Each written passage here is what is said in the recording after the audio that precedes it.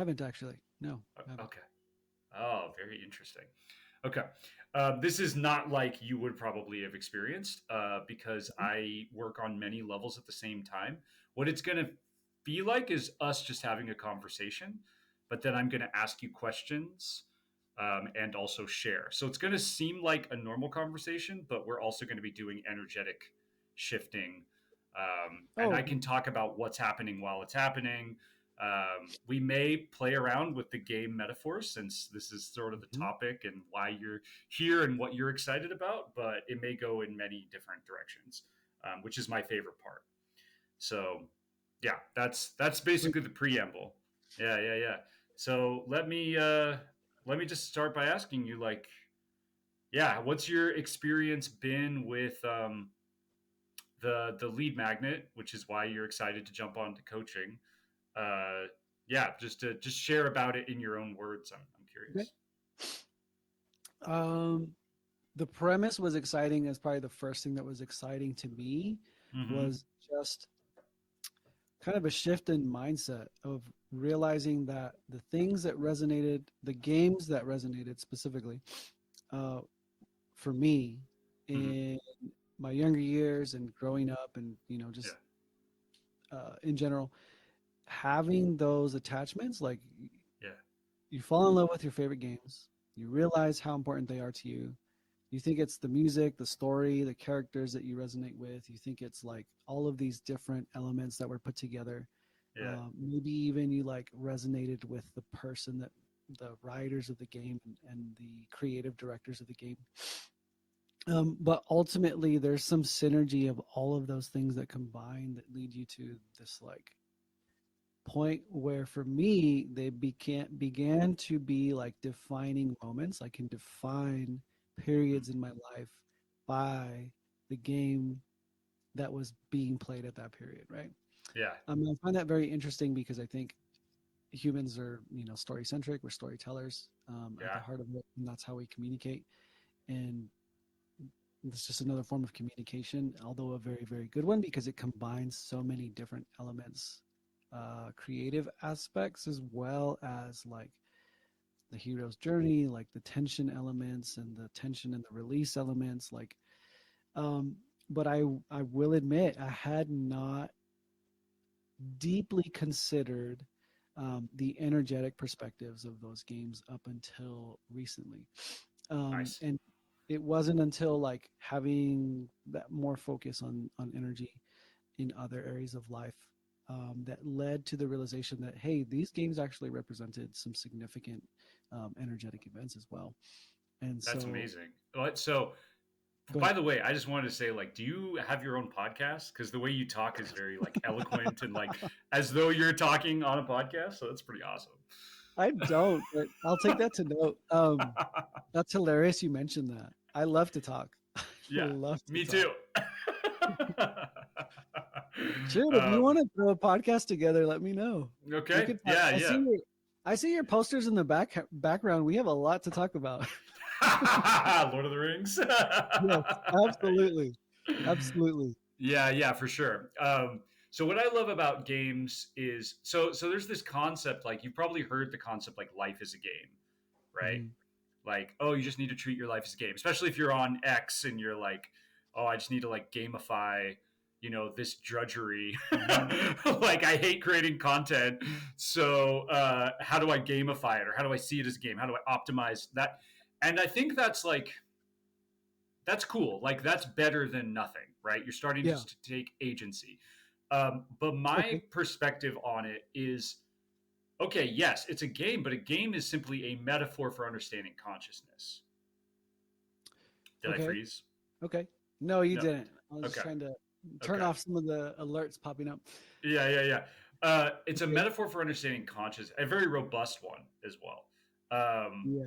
And that's why I like it because you don't really need to be into spirituality. You don't need to be super woo. I am super woo. I'm into like all these different modalities. I love Okay. astrology and human design and gene keys and all of these things. But I don't need to be in Hmm. order to utilize the metaphor of a game. And a game really like accesses our like playful intuition, which I feel like accesses our genius, or it's one pathway. I'm not prescriptive, Okay.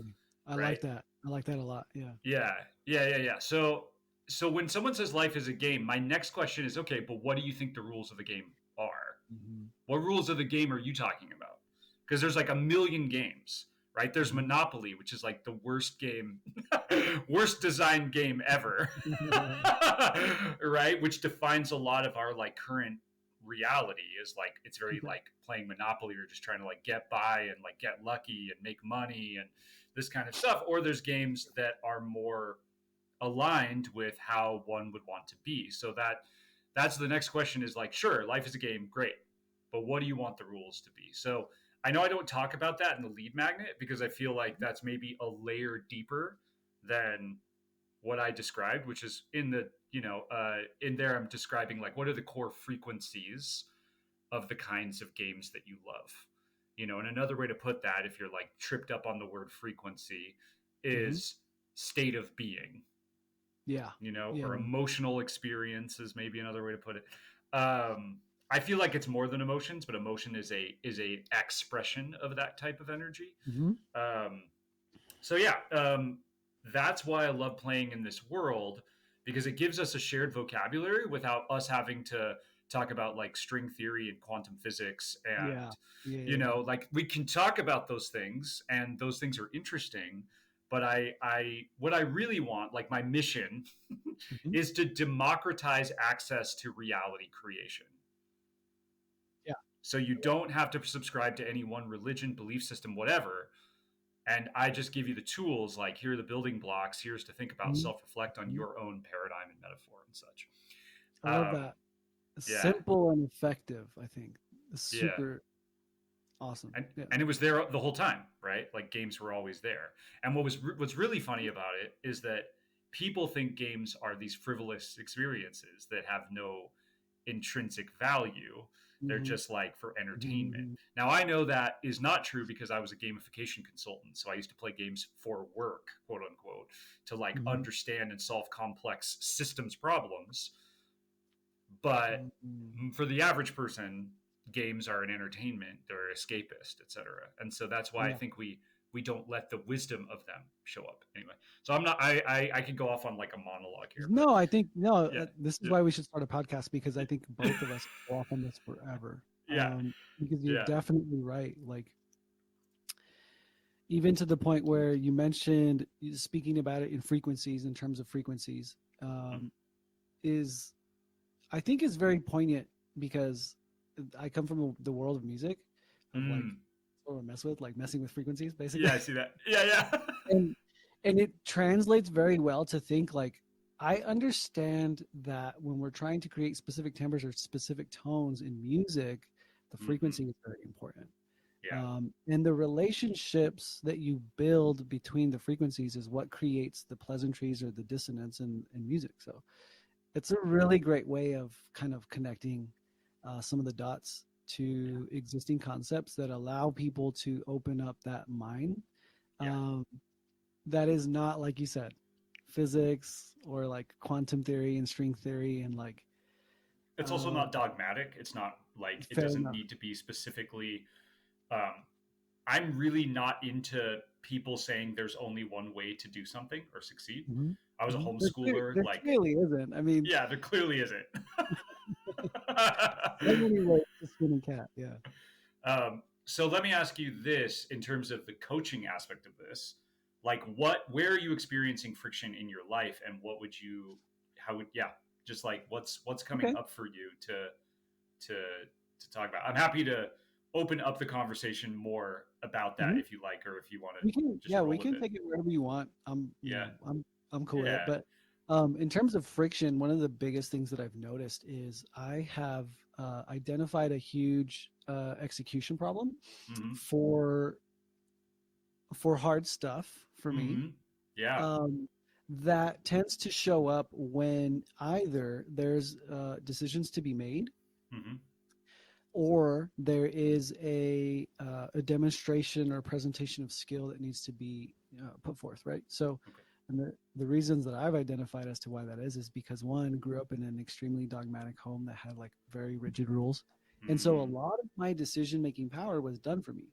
There were certain ways to think, certain ways to act, certain ways to behave, and the mm, reasoning behind them were given to me, like unquestionable, like the authority of it, the authority aspect of it was unquestionable, and that I've started to realize that it stripped away a lot of the agency mm. that I now seek in the other kind of like where you could go get into shopping or where you could like Yeah. my gear acquisition syndrome is on display behind me because it's just one of those things where your mind tries to play out Yeah. um, kind of that dissonance, right? And so the other aspect being in the presentation and like the imposter syndrome, Yeah. basically what it is. Yeah. I've had a remarkable career, lots of success, and there's still this like, even in my day-to-day job, there's still this thing that comes up that's like, do I actually know what I'm doing here? Like, Mm, I could sit and stare at a screen because of it, avoiding the mm. hard work because of that. Just thinking like, I don't know what to do, Yeah. and getting lost in that headspace, right? So I want to reflect a couple things. Go for Um, it. one, so I'm hearing that there's something here about hard work. There's something here about presentation, so how others perceive you, Mm-hmm. um, with the potential imposter syndrome. And then you're talking about this dogmatic household seeking agency and expressing that through like like acquiring things, Mm-hmm. like your gear. Something Mm-hmm. that came up for me that I just wanted to bring up is this idea of like when we want something, oftentimes it's easy to, and this is going to get woo and energetic, right? It's easy to activate the opposite. So I want to be rich, which means I am poor, right? That's the other side of the coin. You're like activate. You're saying to your subconscious, like I want to have a thing that I don't have. So if you want to have agency, then you're saying I don't have agency, right? I want it. It's like when people on X are talking about you got to like break free, you gotta become free, you gotta escape 9 to 5, you gotta become something. It's like you're saying you gotta become free, but you're already, which means you're in a prison or you're limited, right? Yeah. You're basically using, if we think we are powerful creators Mm-hmm. and we can create any game we want, we're basically saying the game is that I am not free and I need to escape, right? Which is Mm-hmm. why I really love what in my lead magnet I say the way to activate agency is what if this was a game designed for my enjoyment. The reason Mm-hmm. why I bring that up, and I'm going to deconstruct that a little bit, is because if the game is already designed for my enjoyment, I don't have to do anything to make that true, Yeah. right? I just show up, I just am in it. What if it was already the case? Mm-hmm. So when activating this idea of like, how do I have agency? It's like, what if I always had agency?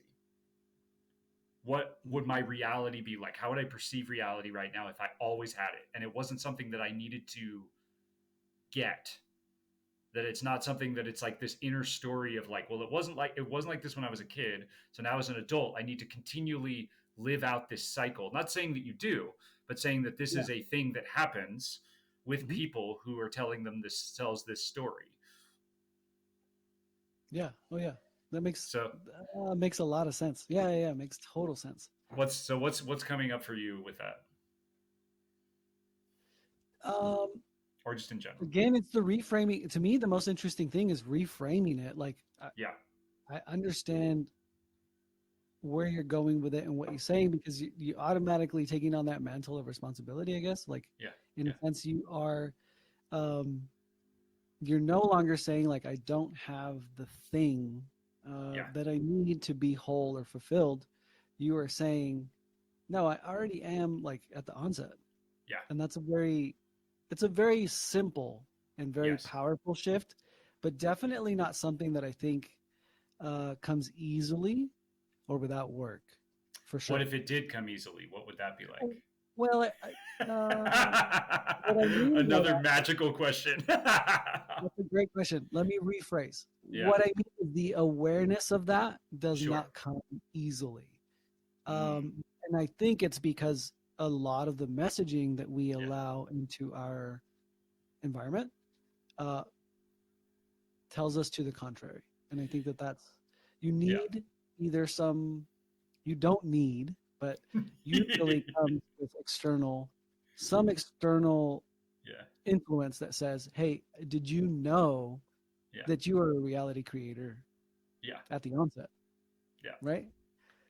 So I laugh because when I get into especially coaching type conversations with people, they start to get really like aware of every word that they're saying because it's like I don't want to trap myself in a box with my language, and I do it too, right? Like it's like it's like okay, I am not this, but in the I'd past I love was to this. dive deeper into what you just said. Yeah, And it has to do with like my personal philosophy now and what I teach the kids. yeah, Really into Harry Potter right now.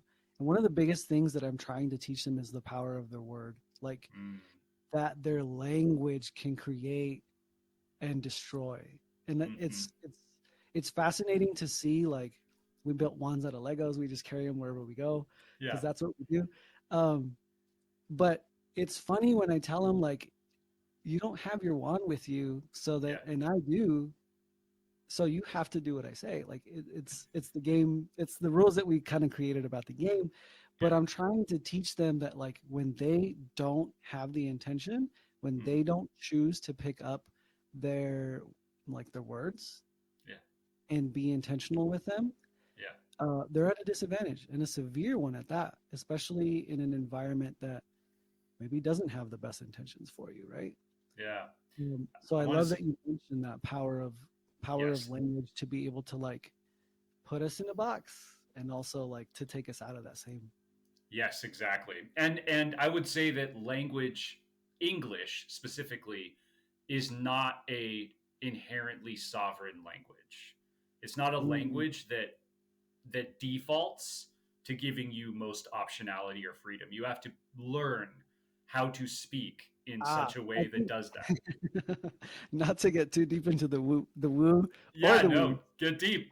but I think that's because it's the magician's language. Right, I think it was intentionally created that way so that it kind of, if you know how to use it, then it becomes a wordsmith's tool. right. Um, Intentionally. But again, that all of that just to say like the power of language is not to be missed. Yes, It's a super important life lesson to yes, really trust that the words that are coming out of your mouth yeah, mean a lot. yeah.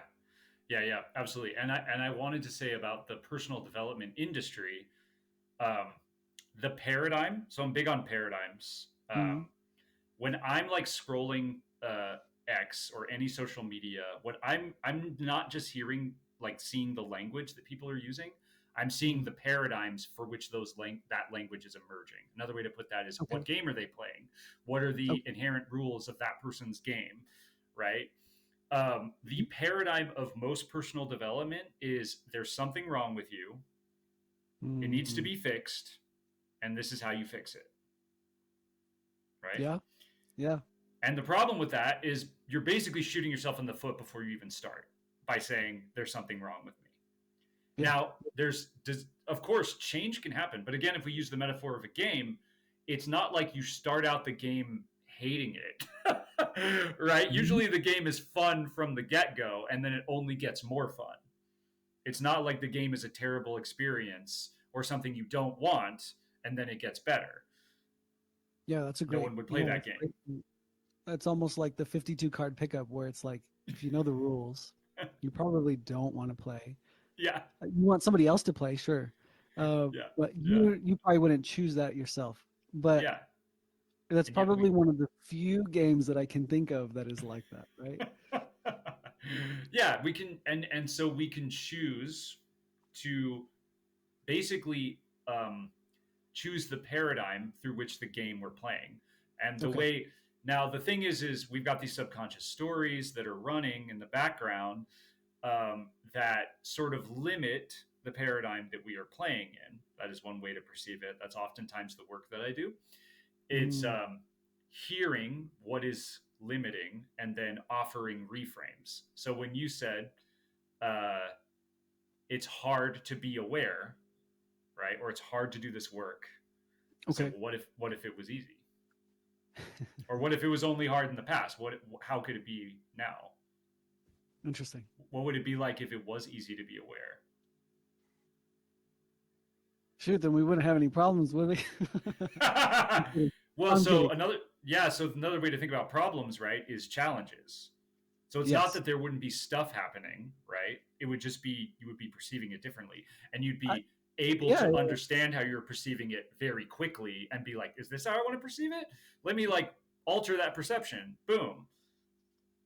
Now I it's more like fun. that because it reminds me of a conversation we had at the dinner table yesterday Yeah. when we were talking about bacteria. And we kind of basically said, like, well, there's not really good or bad bacteria. Like the Yeah. bacteria is just doing what it does. Right. And essentially it can make us sick, and that's why we call it bad because it's bad for us, right? But Yeah. essentially it's just doing what it does best, and it does it well enough that it bothers things around it, right? Like it can be an inconvenience to things about around it. But I think that that's now that reminds me of if you were just operating in a space where it's like I know what I do well, Yeah. and that's not ever in question. Yeah. um wow, what a powerful reframe that would be, like if it Yeah. wasn't hard. Yeah. What if it wasn't hard? What if it was not easy, but what if it was easeful, Hmm. right? Hmm. If you wanted it to be. So I'll use an example. So I've been playing Final Fantasy 7 Rebirth, which I really Hmm. quite enjoy. It's a, Hmm. if you're into those games, JRPG that is Yep. based on, it's very nostalgic. And I'm trying to play it quickly because of the circumstances. I can't like Mhm. spend months and months playing it, right? I So wish they still existed. so I'm trying to like push through it, right? But and it's hard sometimes. Like the fighting, the combat system is tricky to get your handle around. And I'll die. I died from a monster over and over, like 5 or 6 times, Okay. and the monster took like 10 minutes to fight. I'm like, I am wasting my time. Yeah. Like I am burning time. But I had this perception, this identification with like, well, I'm on normal difficulty mode. I don't want to put it on easy difficulty mode because of what that will mean. What would it mean for Mhm. me to choose an easy difficulty mode, right? I had stories about that was like, well, I'm not playing the game the right way, or I'm doing a disservice to the game, or I should just be better, or whatever, right? There's all these like Yeah. judgments, right? And finally, I reached this breaking point where I was like, I'm so pissed off. I'm so over like this battle. Yeah. And I just wanted to be, done. And I went and I put it on easy mode. And then it was like done. It was over with. I felt good. We moved on. Mhm. So that's an interesting example of like sometimes we have a story about what it means for something to be hard. Mm. Like it should be hard. Like only good things come from hard work and that sort of thing, What a strange, yeah. I know exactly what you're talking about, and what a strange thing to hear out loud. right? So that's what's cool about this is once you hear it out loud, you're like, that's ridiculous. Why would I want to? Why would I Yeah, choose to walk through that's, life thinking that only things that were hard were worth doing? Then I'm just going to fill my life with hard stuff to do. yeah, no, I agree. That's why I'm saying when you hear it out loud, it sounds crazy. So what would be a better way? Like what or not better is now we're getting into language boxes. What would be a Sure. more serving perspective in this moment? That you get to choose the difficulty, but depending on what your Yeah, like the outcome, the desired outcome is. you get And to, and I'm not even sure then, that I would like, yeah, tie it to the outcome, because I think the enjoyment of being present in that moment was really what mattered, I think. yeah, Right? yeah. So so interesting. I love that you said it's don't tie it to difficulty.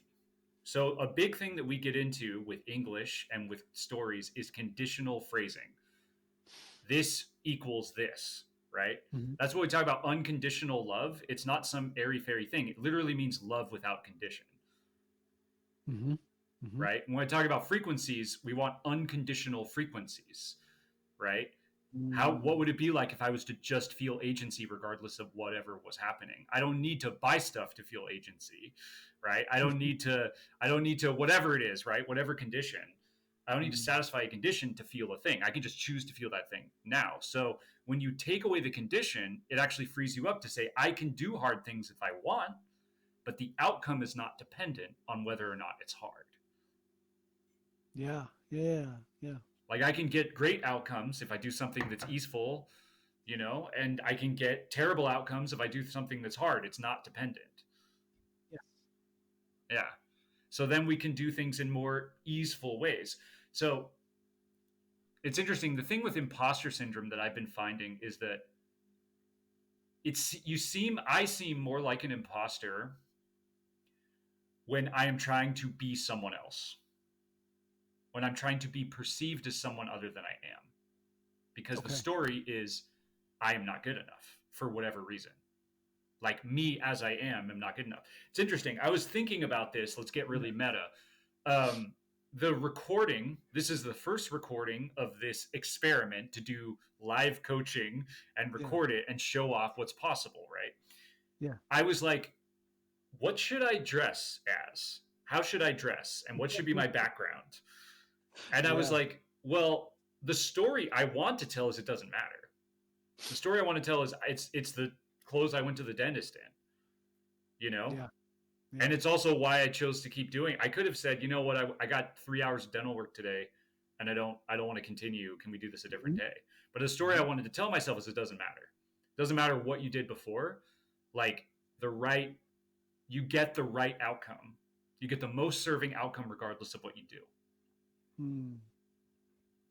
That you were talking about in your DM, you're loving this mindset of whatever I'm doing, I'm progressing. I really love how games are like that.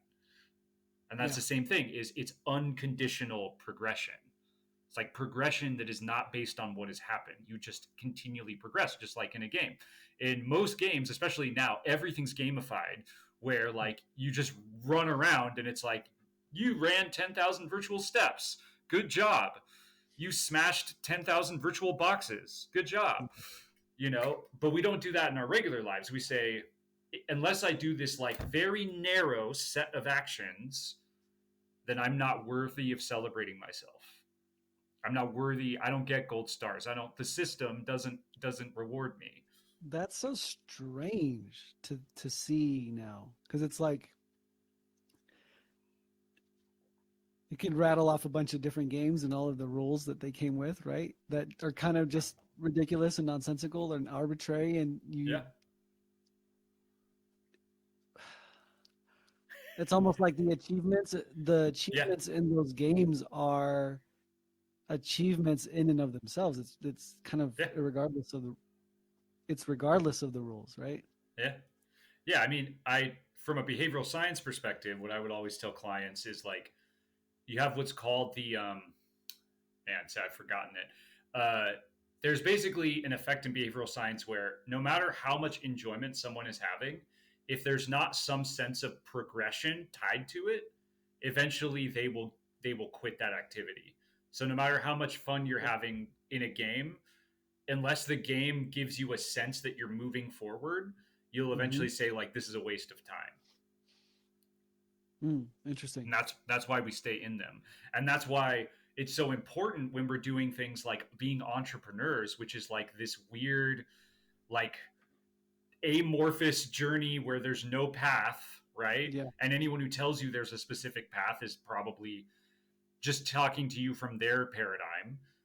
Yep. Like, but we don't give a sense of our own progression most of the time, Yeah. right? Yeah. You don't pat yourself on the back being like, wow, I reached out to some people today. I posted some content. Just goes into the like void of action that you take that you're like, hopefully this is going to lead somewhere. I don't know. I mean, that's such a strange, like, what an interesting thing that a lot of the progress that we've already made just to get to this point, like, Yeah.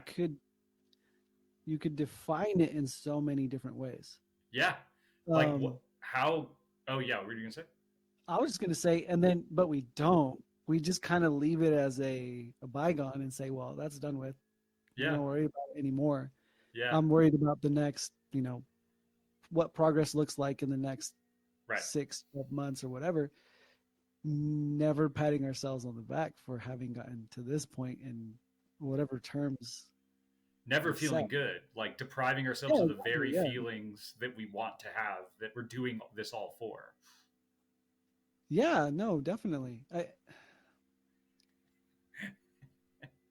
It does make me think that there's behaviors Yeah, maybe that I started that I didn't really dedicate fully to yeah, that I think would be beneficial. And one of those is I got it from a guy yeah. who was talking about a cookie jar that he has for himself, not a Mhm. literal one, a metaphorical one where he just writes down all of the good stuff that he's done, like accomplishments and achievements.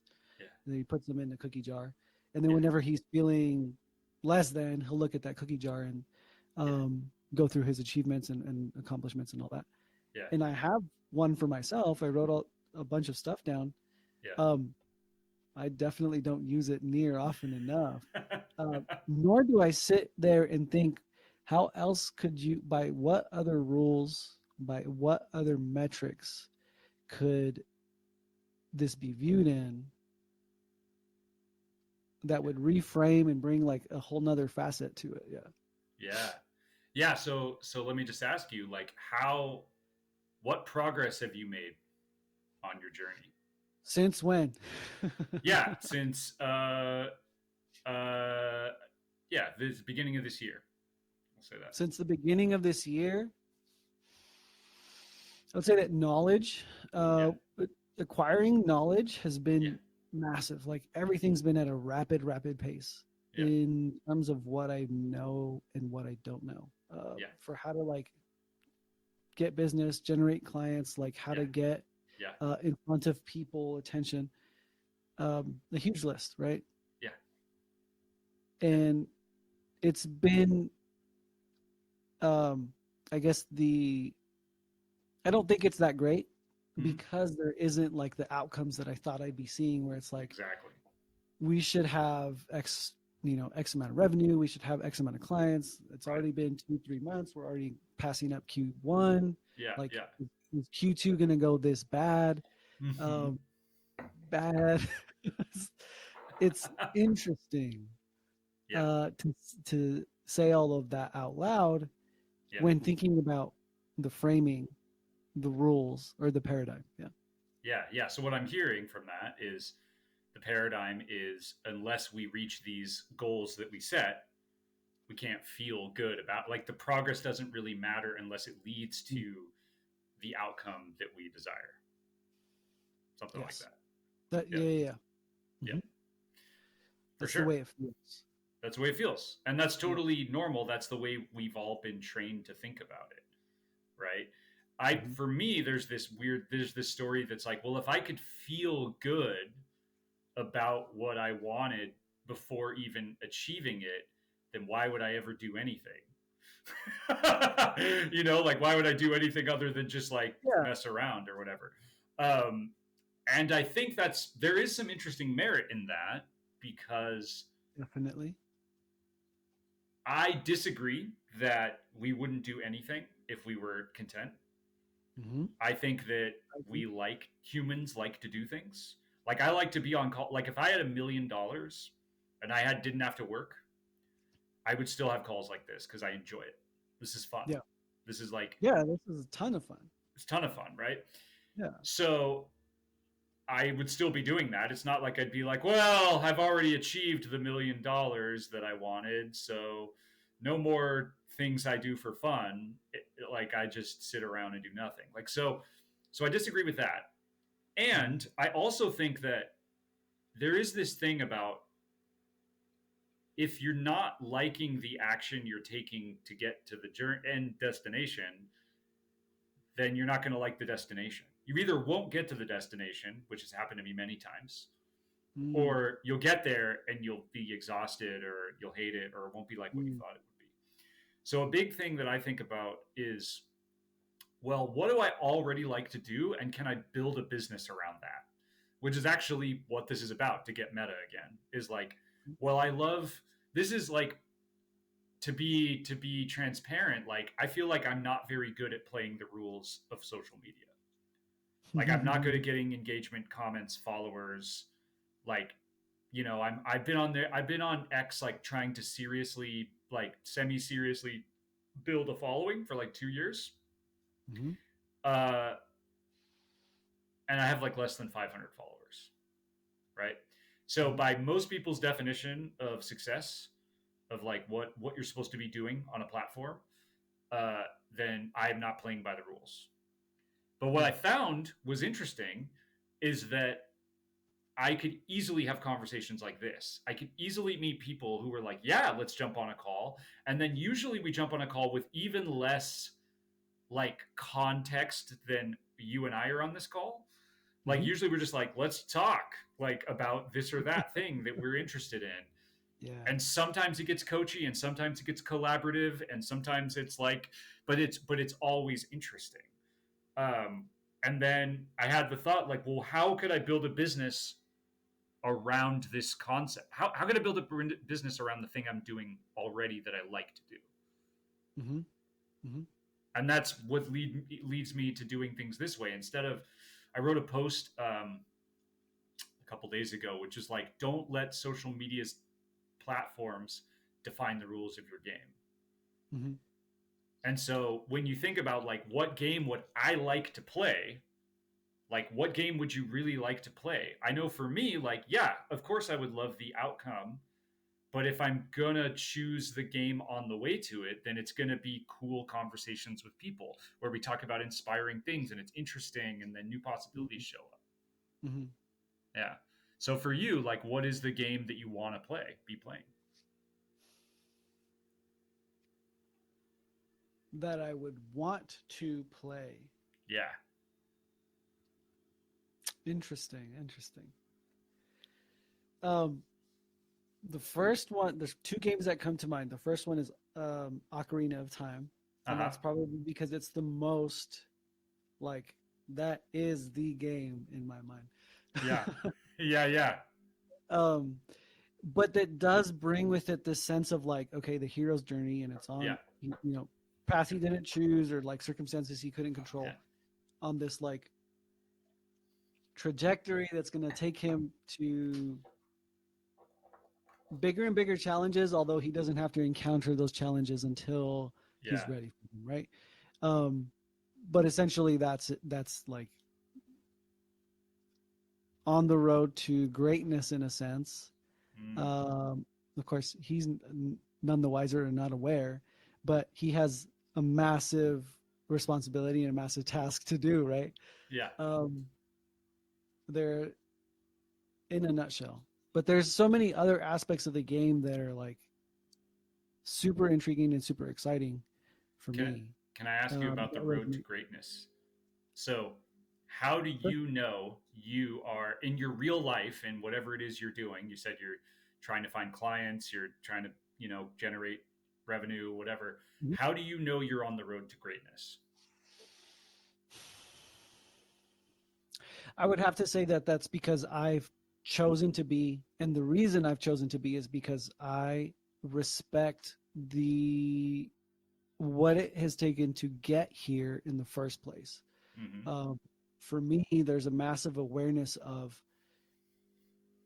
I'm not the first, I'm certainly not the last, but I'm one in a long chain of events that will ultimately has led to this point. Like there's some Yeah. amazing things here in Yeah. this time and in this space Yeah. that I get to be a part of. Yeah. Um, and it would be a disservice to that fact if I didn't try my best Yeah. to contribute, is Yeah. how I view that. So you already feel a sense of being on the road to, or at least in the chain of greatness. If you're on the road to Yeah, greatness, you're at least in a yeah. chain of greatness emerging. I feel the responsibility, but not in a Yeah. negative way. But Yeah. it's almost like it almost feels like I can't help but choose that. Like there's not another option. Like, why would Mm. I want to avoid that? What is it like to interact? Let's, like a common business action you take. What's a common business action you take? Mm, generating sales copy, Sales copywriting, copy, generating yeah, copywriting. What does it feel copywriting. like to approach copywriting from a sense of that you're on the road to greatness or having that responsibility? It would have to be seeing it as a way to build connection, Okay. because on the road to greatness and in that, in that path, the mindset is definitely not a game for individuals. Mm-hmm. Um, that there's a ton of collaboration and collective, Mm. like a collective joining of people and momentum and energy. So, what does it mean to be? What is greatness? What does it mean to be in that state of greatness or destination? What are the aspects of greatness in your mind? Um, Defined by the game, or how I would define it in the real life, or is there some other However, type I would say real life. What in does it real mean to be life? great in real life?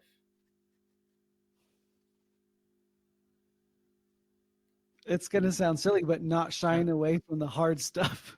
Okay. That's really interesting. So that's like that's a model of it. I'm reading this book, Power versus Force, which you probably may have heard of, by David Hawkins. It's written in like the 90s. It's a little bit of older book, but this Yeah. concept of levels of consciousness. You've probably seen Hit Hawkins' consciousness map. If you haven't, there's this idea of power, which is like a higher Mm-hmm. consciousness than force. So Okay. force is like trying to make things happen. It's, you've seen force in action. You've tried to force things or seen other people try to force things. Whereas power is, my partner was describing it like it's quiet power. It's like undeniable. The way the author describes it is it's like self-evident. It's aligned with truth, and it's Mm. something that people can get behind. So when I think of greatness, because I also feel this, um, being on the road to greatness means being as best you can great now, like embodying whatever those qualities are in this moment. Yeah. So for me, that's like integrity, alignment with truth, um, just generally like radical alignment. It's expressing my gifts, guidance. So this is Mhm. something that I have found that I can do. It just guidance just emerges when I get in conversation, and it's something that I'm like learning to trust. It's something that I've developed and honed in many different places, but it's also a natural gifting. Like it was Yeah. always there. Like I've only given it further articulation. It's like adding more tools to inherent like capacity, right? Yeah. So that's what I think when I think of greatness. I think of it as like this. It's not just an ideal, Mm-hmm. but it's like who are you being today? What is you are role modeling it, because I also think of it like a holographic universe. So if I'm in my core pure frequency, then that's what I'm giving out into the world, and that's what other people are reflecting to me. Okay. So I'm glad you say that, yeah, because it does raise a question.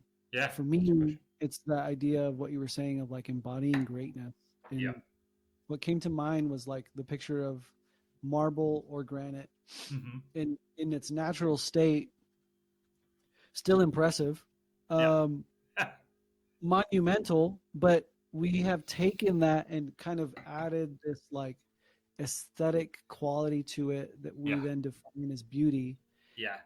And it in initial, like if you initially saw the two pieces side by side, you would say like, well, that one is way prettier, way more beautiful, way more Yeah. pleasing. Maybe because of the work that was put into it, or because of its, Mm-hmm. physical, Mm-hmm. the way that it appears, right? Yeah. um, but essentially, is there any difference between it embodying that sense of greatness and like Yeah. purity of what it actually is? Yeah. Yeah. Well, so the way you're describing is like pure marble versus a sculpture. Is that? Yes, that's Yes. yes. So for me, the difference between those two is that the sculpture is an interaction between the material and a person, like an Okay. observer, right? So it is a co-creative. There's the like rawness, Mm-hmm. right? There's the raw medium quality that is just inherent, and then there is the honed, interacted, collaborated over time with intention piece. That's what's different. I see. Now, one another way to put it is like the difference between the two is time, right? Yes. So it's like they both have the same, we'll call it frequency, but one is an evolution of the same frequency because it then becomes something, especially I'm coming from this perspective that like how sculptors, I think it was like Michelangelo said it or something, said like, I don't like, I just take away Yes. what's not relevant and Yeah. then it emerges. So if we kind of Yeah. like come from that perspective, it's like it was always the same marble. It was just an emergence. Another way to think about that is like a butterfly, right? It's like it was a larva, then it goes into a cocoon, and this butterfly. Mm-hmm. It's always the same thing. There's a different expression. It's like a higher, different, or not even higher, but a different frequency of the Mm-hmm. same being. So that's what I think of when I think of those concepts together. So, where is the seed of greatness in this moment? Where can you feel it or connect to greatness in this moment?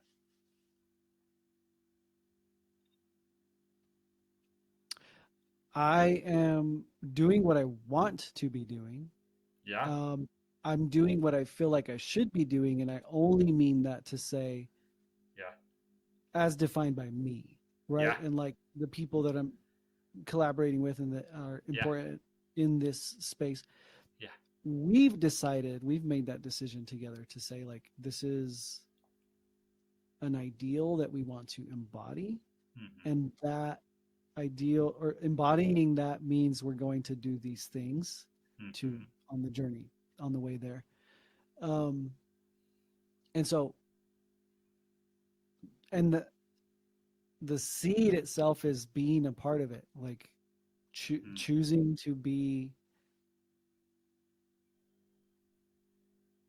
I guess, choosing to be in that, choosing to be collaborative and to focus Mm-hmm. on that mission, I guess. Yeah, It is, I do feel like it is difficult to articulate though.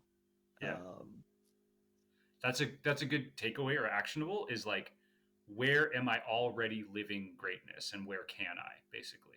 mhm. um, because I could tell that that was like a really powerful thing for you thinking about Legend of Zelda is like the sense of going toward like that was something you really connected with.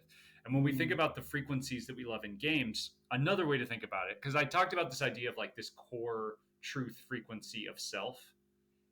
A mhm. game is really like a prism giving you access to these like different frequencies, but it's Yes. like ultimately leading back to you and your core frequency. I think of like playful things as inviting us into like something that's much closer to our truth. So Okay.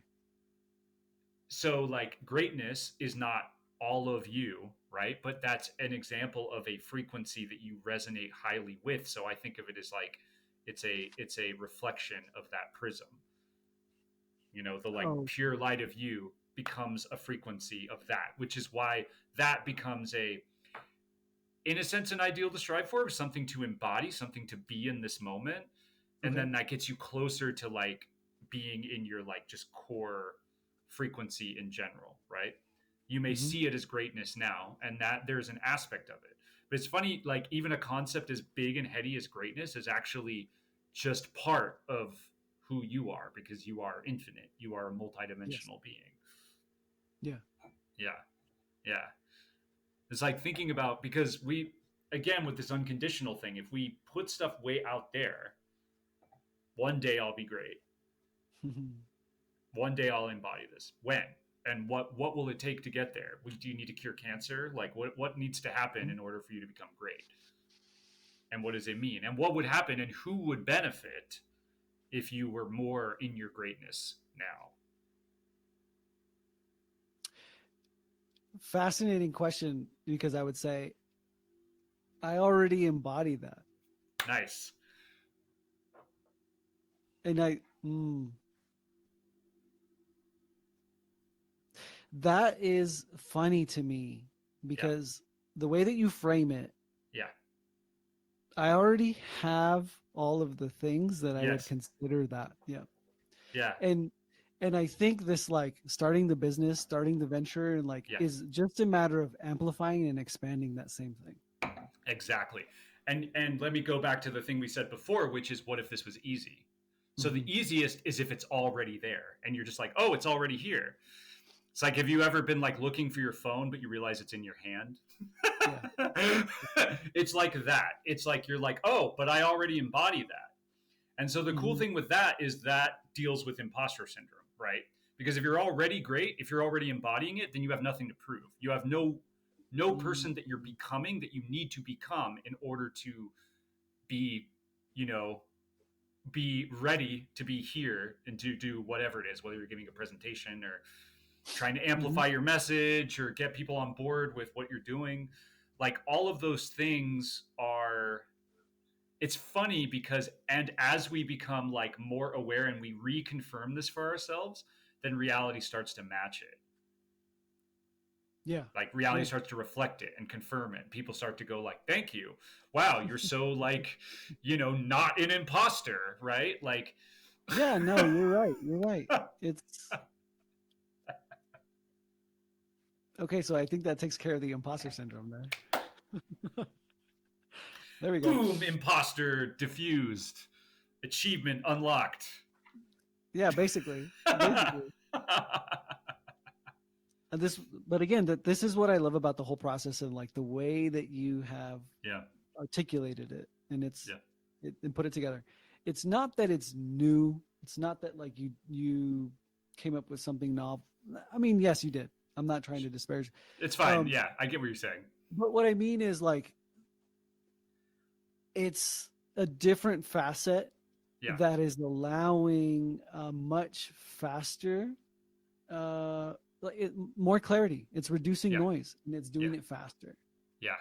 Iteration of awareness is kind of how I think Ah, of it. the greater filter. That's what I Yeah. would call it. Yeah, there you go. Nice. Nice. Nice. That's awesome, man. Yeah. I'm so glad that you see that and you see what I'm trying to do with it. It's so interesting because, again, using language with personal development is like if we need to do something that's not us, if we need to become a person who is not us, then you've made this like impossible thing to happen. You've Mm-hmm. set this impossible goal Mm-hmm. because it's like all I need to do is be somebody else and then I can succeed. Or I need to be Tony Robbins or I Yeah, need to be yeah. whoever, right? And also, leads you to that mindset where you have to be like them, that they're Yes. that defining yourself by their characteristics or by their achievements or by their like circumstance. So can you tell me more about your, or if you want, about your Hmm. business and like what Oh you're yeah. wanting to achieve and whatnot? So our business is called FutureKind, and Mm-hmm. we started as an AI development company that was trying to make business automation solutions for growth and for scale. Mm-hmm. But getting into that and getting into the discussions with people and the market, we recognize that those problems are not even relevant unless a business has kind of solved the first couple of rungs, and that is in the client flow and in Mm-hmm. sales flow. And so we kind of went back to the drawing board and inserted ourselves into the digital marketing space, Yeah. because that, getting people's attention, keeping people's attention, and converting that attention into energy Mm-hmm. is super important, super Mm-hmm. valuable, Mm-hmm. to us and to the businesses that we want to work with. And what kind of businesses do you want to work with? My ideal, or the kind of Yeah. businesses that I would want to work with, are those that are self-aware. Those are Mm, those that are trying to solve bigger problems than making money. mm, nice. Me too. Is the long short of it. Me too. I'm quite I can go down a long rabbit hole about the kinds Mhm. of businesses I would like to support. But Same here. yeah, Same here. what does self-awareness in a business mean to you? I kind of view business as the new therapy. To me, it's a measure Mm-hmm. of spirituality. I Mm-hmm. think we've had that discussion too, is that Yeah. it's it it requires growth, Yeah. evolution, to use your word. Yeah. Um and and I want business owners, I want entrepreneurs, I want clients that have that open mindset enough to be able to realize that business is just the vehicle that you can use to um, achieve bigger and better things. And by Yeah. bigger and better, I mean like you can use your business as the reality creation mechanism. Like Yeah. it is, to me, it's fascinating. Yeah. Um, I see the business as an amplification of the self. That means Mm. amplification of the ideals and what like we find important. So what if mm, what is the advantage of these people with these mindsets running businesses in your mind? If we were to work with them, Yeah. or What what? do you think, like what is the advantage of, like, why those people? Why do you want to work Oh, with them, okay. and what do you think sets those kinds of businesses apart in the marketplace? Again, if we set the money aside, because Yep.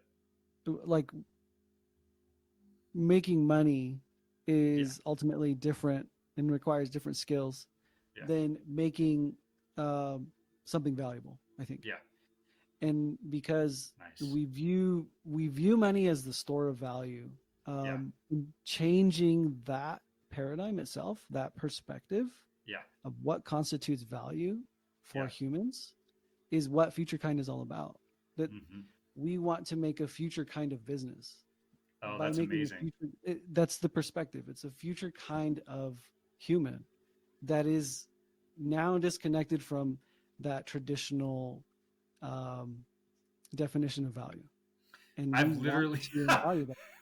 it's Like so crazy you're bringing this up. I've literally been like noodling on like what kind of business structure mm, would be, because here's the thing is I'm a systems thinker.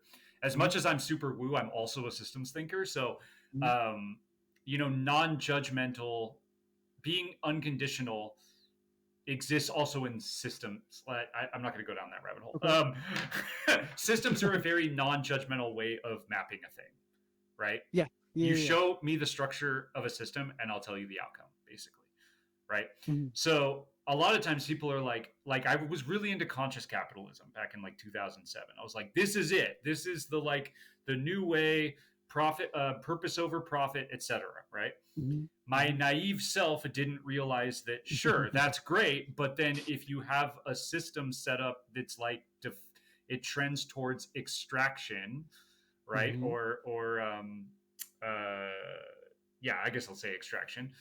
Um, then it's not going to really do anything.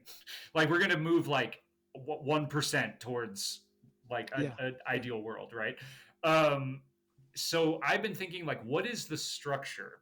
Let's just do the thought experiment since it seems like you're on this Yeah. wavelength. What is the structure of a, let's call it a network of businesses that truly help each other thrive? If like if the network thriving was the most important thing, think of it like a Mhm, forest where the mhm. forest shares resources to whatever tree is being attacked, or Yeah, yeah. like that mindset, right? What would be the structure, and what would be the simplest version of that structure that could be self-replicating that would lead to that outcome? Value first. Having a business that is focused on like kind of the abundance mindset, Yeah. but I would say value first. A Yeah. business that is focused on providing value Yeah. not only to themselves but also to their competitors or something Yeah. to that effect is Yeah. ultimately one that understands that, hey, my business may come and go, Yeah. but its presence in the market does not have to disappear if Mm-hmm. we if we replicate the values and the beliefs that and the purpose that we set forth from at the onset. And Mm. so to me that's the easiest way to achieve that is like you have all of these organisms that have figured out equilibrium with their environment. Yeah. They understand how to collect resources, um, and then regenerate, right, Yeah. and replicate. Um, I think business is just could be those organisms as well, but obviously we have the privilege to choose what kind of organism that is and whether or not it's ultimately viral in the sense where it's just consumption based, Right. um, where there really isn't a point, or if there is some sort of like symbiotic relationship that we can have with other businesses that says we do this well and you do that well, let's share the resources and then we can Yeah. ultimately further our purpose and our mission.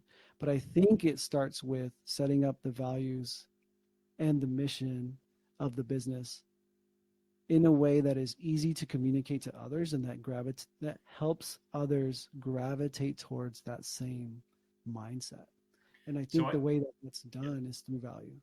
So I think yes, values are important, and I spent a lot. I did team and leadership development where like Mm-hmm. companies would come in and were like, here are our 5 values, like excellent customer service and this and this and this, and it's like it was clear that there was like no actual in practice alignment with the values. Like the values were just something people said, and like then there was like nothing.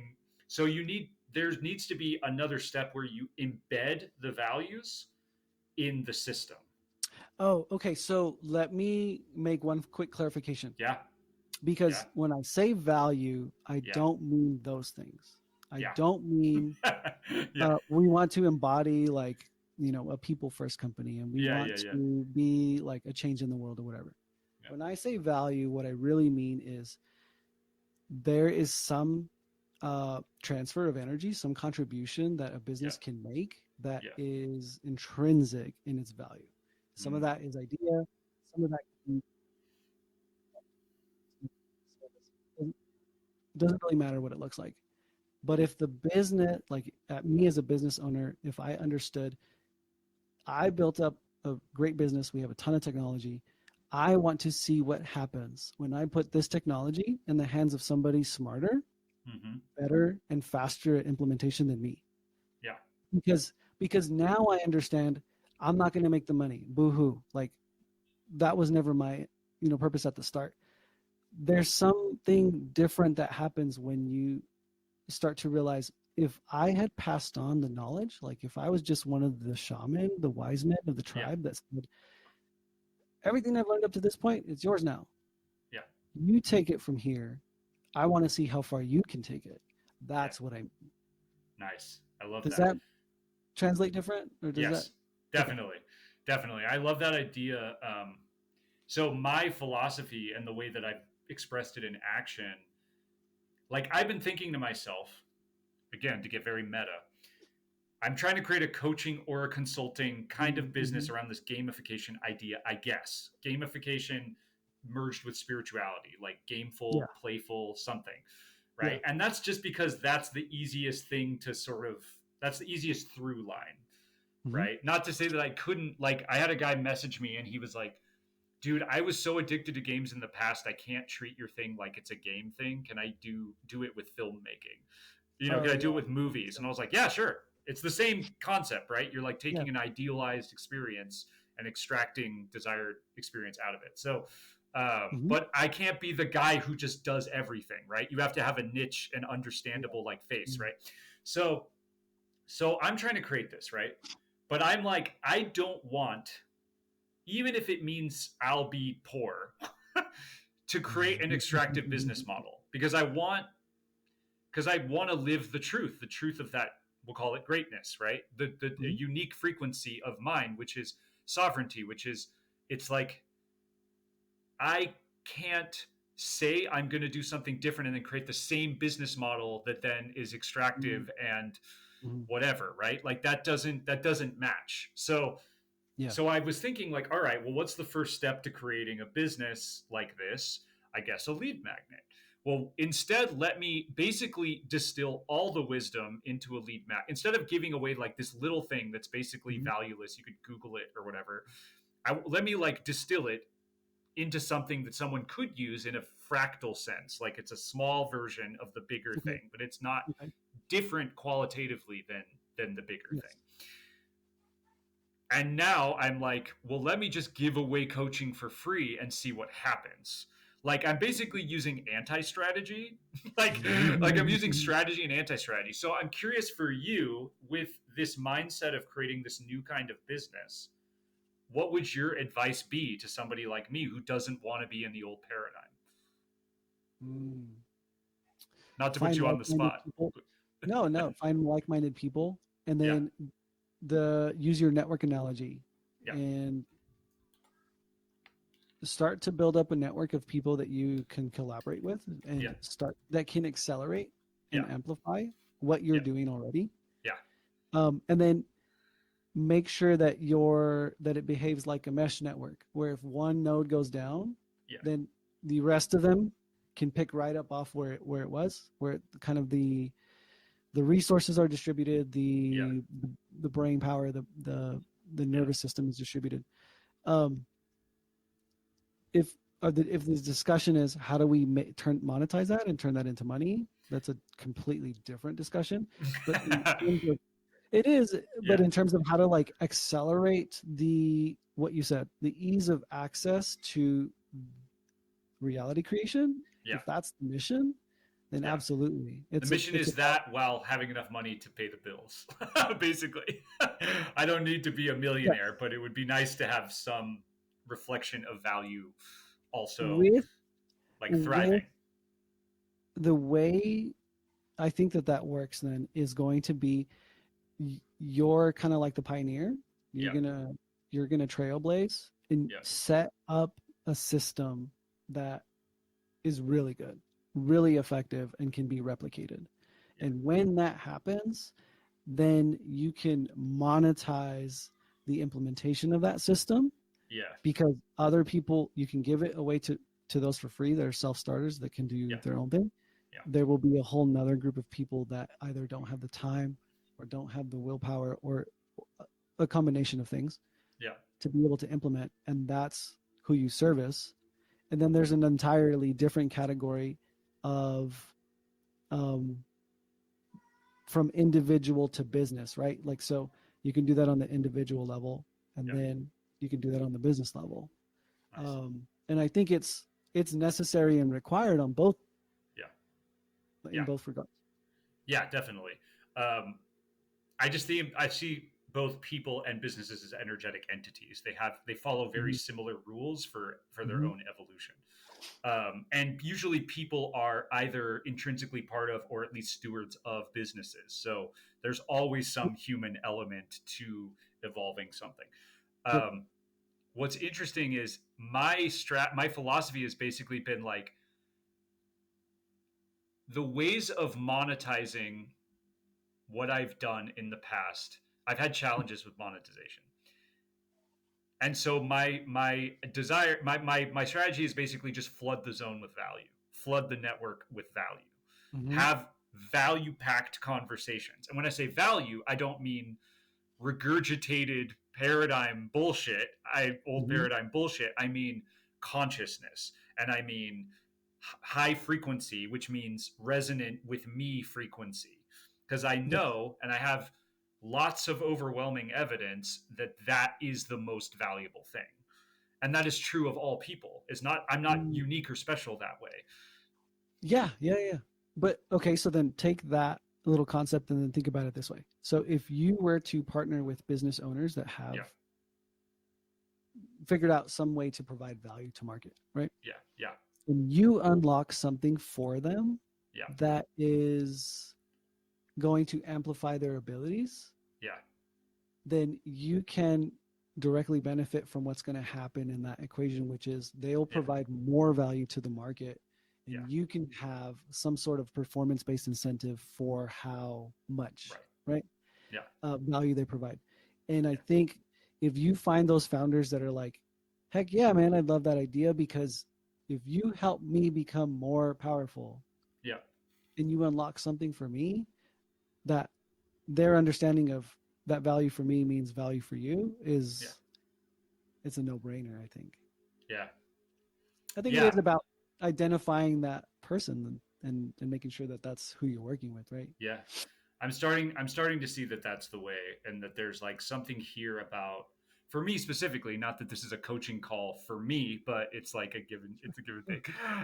And there's something here also for you and whoever's listening. Like it's this is how it is. Like it's emerging, right? This is a collective evolution Oh that yeah, is happening absolutely. through people, right? So there's something here with like, I don't need to create a service. My genius, and this is actually, are you into gene keys? I've heard of them, but I've never taken the time Mm, to yeah. look into it. If it ever is exciting to you, it's it's been very helpful for me as a Mhm. contemplative exercise, as a way to, is another lens to It's called determine and gene understand key. value. Gene keys. Okay. Yeah. So, what allegedly, according to Gene Keys, my superpower is being able to recognize what's good about something else and like translate it and amplify Okay. it. Okay. So I'm like an agent in a Interesting. sense. Yeah. Yeah. Okay. Yeah. And but it's interesting because there is so much mythos and so much value in the marketplace about the like the lone genius creator who made an original thing, right? Mm, That's, you don't see a lot of like building up of people who are like, that's such a I strange. yeah, I went to this people and I told them how to tweak a few things, and then they got like way better results, and like those people are awesome too. Like this kind of bridge person, you maybe see this on X. There's like this concept of like soft skills, right? Mhm. And soft skills are like this extremely powerful skill set that like all like leaders have. But it's Yeah. not something that people lift up, right? Because they're invisible. So there's these Yeah. invisible Oh, definitely. magnifiers and amplifiers of value in the world that are not, that are unseen, that are untalked about. You know, we always talk about the producers or the directors or the actors, not the people who made the deals happen or like I think found some. Yeah, essentially what you're saying is we all think the volume knob is what turns things louder. And yeah, I we could have hours long conversations about this because I really do feel like when you're talking about people, you're talking about energy, you're talking about frequency, and yeah, then just I come from an engineering background. yeah. And what I found fascinating is like all the little things that we know about engineering or like Hmm. how we build circuits and put them together is the same stuff you're talking about right now. It's all Yeah, like, yeah, yeah, and it's funny to see like people are just like capacitors in some ways and just like inductors or just like op amps. Like there's so many different yeah, components that are required to make something do what it does. yeah. Um, and like I said, it's almost like we just honor the volume knob Yeah. and thank them for making it louder when it's not. Obviously, it's not just them. That's so funny. I created a framework last year about like essentially looking at a cross section of your business through all these different lenses of, through this perspective of friction versus flow. So like, where is the energy flowing and how is it flowing? Through Mm, your communication, through your technical systems, through your culture, through your workflow. And there's like this idea that like, as you resolve friction in one area, it becomes more apparent in the next area, and then resolve friction in another area, and then you move up and then resolve friction. yeah. And it's like, that's how I think about it. That's how I see the world in terms of like flowing. Is this energy, is this flowing or is this frictiony? Mhm, And that's mhm. also why I love games. To bring it back to games, is games are optimized to take the friction out, unless the friction is fun. Okay. They're sort of Where default it's almost like yeah, enjoyable, default it's very flow. intentional. The friction, right? The Yeah, friction is purposeful. yeah, Right. exactly. The friction's a good thing. It's something you Yes. want, Yeah. right? Whereas uh most of the time when we experience frictiony things in our lives, we're like, this sucks. If only this wasn't here, I could enjoy it Mm. more. There's a But what if lot. the friction was actually leading to your enjoyment? Yeah, there's a lot to unpack there. Yeah. Yeah, there is. Um, Well, we've been going for a little while. I just wanted to ask you, like, yeah, like, what was your big takeaway from this conversation? Any Honestly, that takeaways? you and I should be having a lot more conversations. Yeah, yeah, definitely. It was just the tip of the iceberg, right? Yeah, I think that just from a collaboration perspective, you've helped me, and I really do hope I've helped you. Um, Definitely. and I like that, like the synergy, and just kind of like Yes. we could talk for hours. I can tell. Um, so that being said, um, in terms of the gamification and Yeah. kind of like, I can tell that there's the systems thinking in your lead magnet as well. Yeah. And I really appreciated that because you've simplified the process, Yeah. boiled it down to the base components. And I think that that's what makes it so powerful. And that's what I think makes it so impactful Mm, is when there's simplicity, it's easy to communicate, the mm-hmm. clarity is not lost. And then there's just a lack of noise. Mm-hmm. And I think that that's the best way that I could put it is you've identified a way to do reality creation without the noise. And there's tons of noise out there Yeah. for that subject. Yeah. Um, and when and almost in a way where it's seductive and it's Mm, almost also sneaky. It's sneaky in a way because you don't realize yeah. The depth of what you're the depth. doing. Exactly. Yeah. Yeah. Exactly. Yeah. It's supposed You to be a teach little somebody this Trojan horsey. process and they start to do it. Yeah. And at first they think it's a mental exercise, and then they don't, and then they start to realize that everything can change as a result of it. Yeah, Yeah.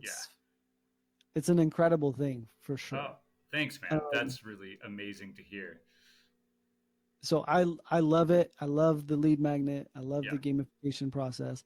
Yeah. Our conversation has been incredible. Yeah, That's such a awesome. great conversation. Yeah. Yeah. Same. Same. But for you, like, I just want to respect the spirit of the Okay. conversational intention. Is there an actionable that you are taking away Okay. from it We can talk. for your own experience? We did talk about a few. So Yeah. there were two aspects we talked about that were Yeah. like aspect of execution Yeah. there was some difficulty there, and then there Yeah. was an aspect of imposter syndrome, if you can call it that. Yeah. Yeah. Yeah. And we discussed how the imposter syndrome is resolved by accepting um, that Yeah. we have everything that we need in order to do either what we want or Mhm. we've got, well, let me rephrase, everything that took to get us here Yeah. is also present with us. And Yeah. so if we define ourselves by the future outcome, Yeah. I think we're doing ourselves the disservice of realizing that we already have all of the potential Yeah. given the fact that we've gotten to this stage or this point, right? Yeah. Absolutely. Yeah. And The then great looking for go the ahead. greatness where it already is. Yes, yeah.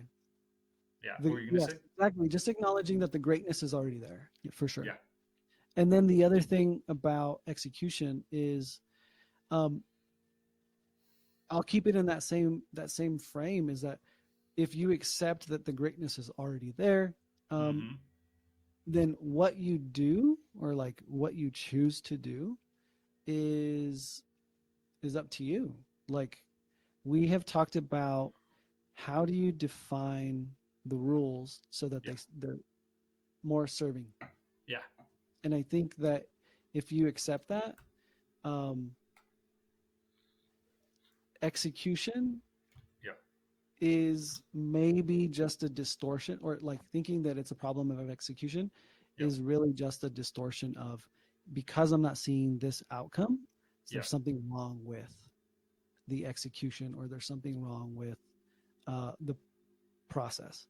Mm-hmm. And although there is something to be said about proficiency and skill, I'm not Mm-hmm. going to discount those things, right? About like creative flow. Sure. Um, however, when you realize you're making progress, Yeah. I think that makes that problem go away. Yeah.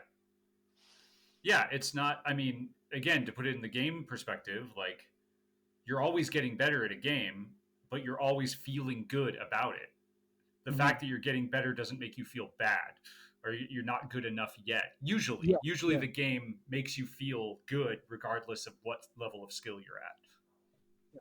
And so, okay, so I think you asked for actionable. For Yeah, actionable in terms of execution, yeah, then for me that looks like um, identifying those things that make me feel good, yeah, that are connected to the progress that I've yeah, already seen. And yeah, so instead of chasing the task, yeah, finding those areas where flow is easier, yeah, where the task is easier, or where I feel more connection. yeah, Because ultimately that'll be more fulfilling. yeah.